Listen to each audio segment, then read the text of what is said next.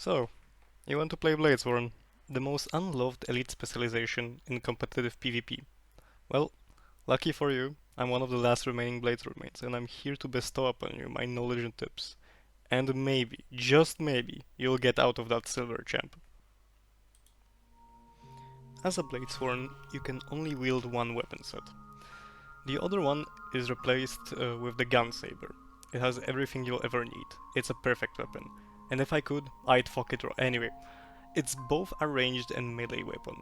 Skill 1 works by slashing the enemy and launching an explosive shell up to 900 range. The final shell of the chain is an AoE up to 3 targets and counts as an explosion.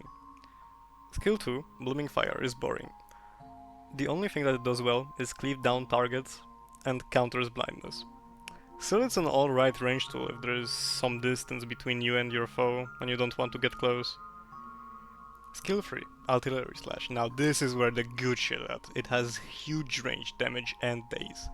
This bad boy can whip out more damage than Dragon Slash, and that's not a great achievement to be honest, but it's still great.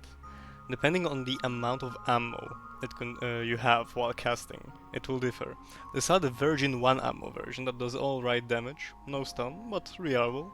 Or the Chad Destroyer 2 ammo version that will disintegrate that fucking thief's health bar and send it back to hell where it belongs. It will also give him shell shock for 2 seconds and make him scared of even looking into your direction again. Oh yeah, and it's AoE on top of that, with the potential of nuking 5 players. Skill 4, Cyclone Trigger. Absolute cinema of a move. With a half a second cast time, you gain Aegis and deal big damage to anyone around you in a 600 range. This bad boy can protect you, block missiles, and probably make you dinner. It shines the most in a team fight, but is almost also a godsend for 1v1s, dealing extra damage in melee range. Lastly, Skill 5, Break Step. It's a good tool for movement, a leap that gives you 5 seconds of fury at the start of casting. Very handy for closing any gaps and general travel between the nodes. Creating a damaging explosion at your starting location. It's not gonna do much damage, but mostly used for the sweet fury. And proccing all the movement-based traits and relics. While we are at Bladesworn's arsenal, we might as well cover the Offhand pistol that came with the specialization. This weapon is often seen as plain bad or just forgotten. This weapon actually is criminally underrated. It has movement, Aegis and huge damage. Skill 4, Gunstinger, is a 2 ammo menace for closing in small gaps and providing Aegis. It also works wonders with the Stormbringer relic. But the main purpose of it is filling up that sweet Dragon Thrower ammo. For each use of Skill 4 grants you 3 extra bullets for Skill 5. Speaking of Skill 5, Dragon Thrower. The amount of pure dopamine you will feel after landing all 6 ammo on a target will make up for every depressing moment in your life. The sheer power of this move sends you back after casting, and it counts as movement, so Stormbringer will proc, and it will do damage to your target since the explosion lasts for around 1.5 seconds. And now for the main reason people don't play Bladesworn, the burst. The normal burst skill is replaced with entering Dragon Trigger, aka Gooning mode, rooting yourself and converting flow/adrenaline into ammo. The more ammo you generate, harder it's gonna hit. Actually, there's only 3 milestones for damage you can do, from 0 to 4 being the lowest, from 5 to 9 being medium, and 10 being the highest. The spaghetti code behind counting your Dragon Trigger charges is fueled by bad dreams and RNG. The charge ranges I provided are also stamps for proccing stuff like Berserker's Power or Adrenal Health. But we are getting too far here, how about you land the burst first? While in Dragon Trigger, you're stuck in place, any daze can interrupt it, and there's a shitload of particles forming around you, giving away your intent of having some fun. Now good luck keeping it up for around 2.5 seconds for max damage. The skill 4 and 5 in Dragon Trigger help you aim and maintain it. Skill 4 gives you Aegis for 2 seconds, and Skill 5 lets you shadow step up to 300 range. Again, Shield Master slaps with the Aegis generation Bladesworn has. Let's go over the 3 slash options you get upon entering Dragon Trigger. Skill 1, Slash Force, very hard to land, best damage, hitbox is horrible.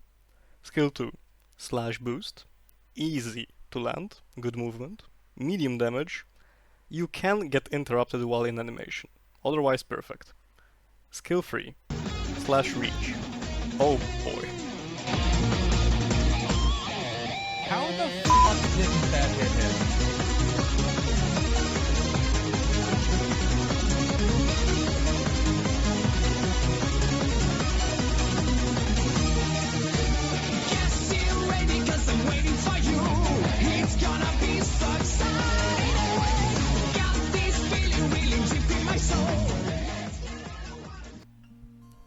This is the most random ability in the game, has the lowest damage of the three, use it at your own brain cell risk. Okay, after landing one, you might be expecting something called damage. What are you, a mesmer? Dragon Trigger's damage is horrible, unless you build everything around it, and I gotta say, that's one of the most funny builds on Bladesworn. Not practical in the slightest though. Mostly used to proc traits or damage enemies that are blocking. If you take the unblockable trait, that is. I don't know who decided to make Dragon Slash blockable after it was unblockable on release, but I wish him the best in life and that humanity one day might find a cure for his illness. Moving to class skills, there is only 3 worth mentioning. Combat Stimulant, the healing skill, has potential for a lot of healing if you let the delayed heal hit before using another one, 8 out of 10. Flow Stabilizer, a utility skill that grants you flow generation and gives you 8 seconds of fury. Honestly, used only for the fury, 7 out of 11. And Tactical Reload, the elite skill. Recharges your ammo on weapon and armament skills by 1, very nice option, keeps you a lot longer in a fight. Additionally, when entering Dragon Trigger after casting it, you convert flow into charges twice as fast. Nice. 42 out of 49. Traits. Traits will differ on each build, so I won't be covering them all. I'm just gonna talk about the minor ones. Gun X Sword gives you Gunsaber and Dragon Trigger. Dragon Scale Defense provides protection when entering Dragon Trigger. That's useful considering you're going to stand still in front of the whole enemy team trying to pull it off. Guns and Glory provides you good ferocity after hitting with an explosion. Remember to keep up during fights. Gameplay. Bladesworn is in a weird place, both good at dueling and teamfights with the amount of AoE. I tend to play him as a high mobility duelist, but anyway, let's get to some weep tech. To begin, Gunsaber skill 2 isn't that useful.